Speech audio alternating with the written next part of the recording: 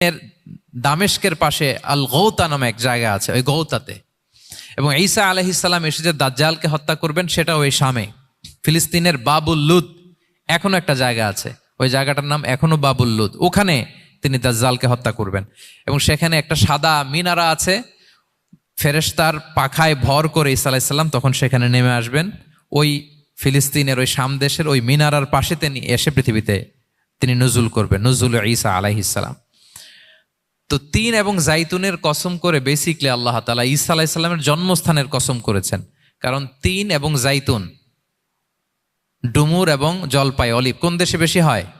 শাম দেশে। আওয়াজ করে বলেন কোন দেশে? বর্তমান ফিলিস্তিন এবং সিরিয়া। এবং ওই ভূখণ্ডে আল্লাহ নবী ঈসা আলাইহিস সালামের জন্মস্থান। তাহলে এই দুই ফলের কসম করে বেসিকলি আল্লাহ তাআলা ঈসা আলাইহিস সালামের জন্মস্থানের কসম করেছেন। ওনার প্রতি নাজিল হওয়া যে তাওরা